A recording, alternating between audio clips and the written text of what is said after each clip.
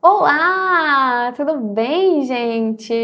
Bem-vindos a mais um vídeo. E esse vídeo aqui eu fiz especial para os meus amigos do YouTube, para os meus alunos queridos, quem acompanha aqui todos os vídeos, né, as aulas gravadas.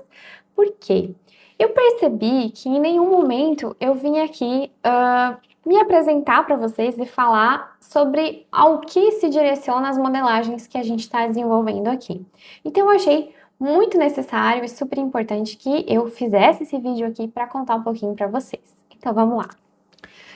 Muito bem, eu sou a Caterine Marcon, professora da Unesc, mais especificamente relacionado aqui aos vídeos que a gente grava para o YouTube, professora das disciplinas de Laboratório Digital 3 e 4, que são disciplinas direcionadas aí para modelagem utilizando o 3ds Max.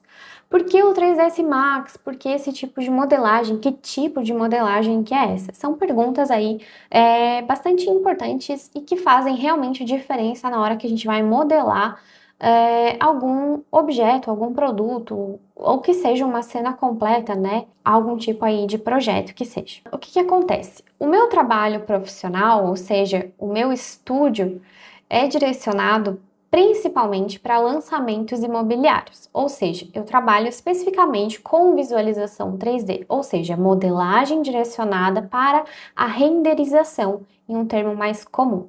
E aí, também sou designer de interiores, né? Tanto por formação quanto pelo trabalho também, e atuo aí nesses serviços diferentes. E aí, o que acontece? A gente entende que para determinados tipos de serviços e determinadas finalidades, a gente precisa ter uma modelagem que seja adequada àquilo.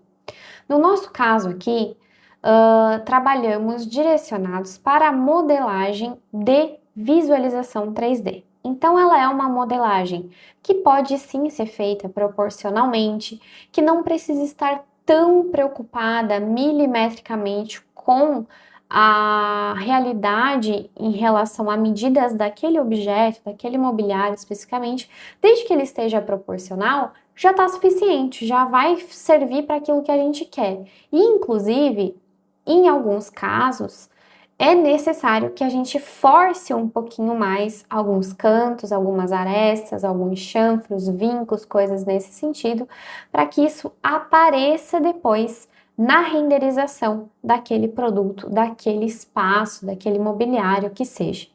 Muito bem. Na disciplina de Laboratório Digital 3 e 4, ambas são disciplinas direcionadas para a modelagem com a finalidade de visualização, de renderização de produto. Então, nós não temos um viés em relação a essas duas disciplinas ali, direcionadas para a precisão técnica, para a modelagem técnica, ou então direcionada para a engenharia de produtos, né, que vai ser feita lá para a fabricação daquele produto. Isso necessitaria de uma outra, de um outro software, de um outro tipo de modelagem, algo que fosse realmente mais direcionada para isso. E aí, claro, a gente tem softwares que são direcionados para a modelagem técnica, modelagem paramétrica, que são muito mais eficientes e muito mais precisos para esse requisito, que não é o 3ds Max. Por exemplo, da própria Autodesk, a gente tem o Autodesk Fusion, a gente tem também o Rhinoceros, a gente tem o SolidWorks, que é um software muito legal também. Então, esses softwares são mais direcionados para essa parte da engenharia de produto. Então, modelagem paramétrica, modelagem mais milimétrica, modelagem técnica de fato, em que a gente não vai arredondar tudo para ficar bonito no render, tá? Nos casos, né, da modelagem técnica, realmente, qualquer diferencinha de medida vai de fato interferir no resultado final que a gente está buscando. Quando a gente trabalha com uma modelagem direcionada para a visualização, a proporção ser coerente é muito mais eficiente. Então a gente pode se guiar por blocos daquela proporção, utilizar um box, alguma coisa nesse sentido, ter uma boa geometria, uma geometria organizada que vai me permitir fazer modificações futuras, ter de repente ali modificadores que são codependentes, né? Então, eu vou ter uma modelagem procedural para me facilitar a vida em cópias, em instâncias, coisas nesse sentido. E aí, é interessante, por exemplo, que a gente não fique tão restrito e direcionado a modelagens, por exemplo, que são direcionadas para games, para gráficos, para animações, coisas nesse sentido.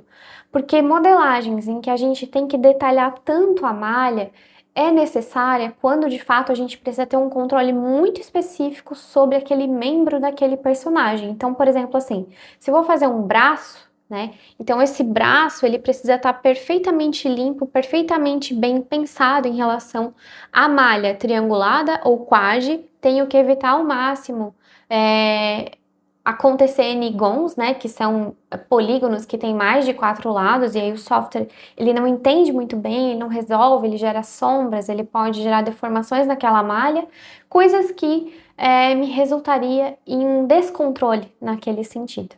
Então, por isso que a gente evita.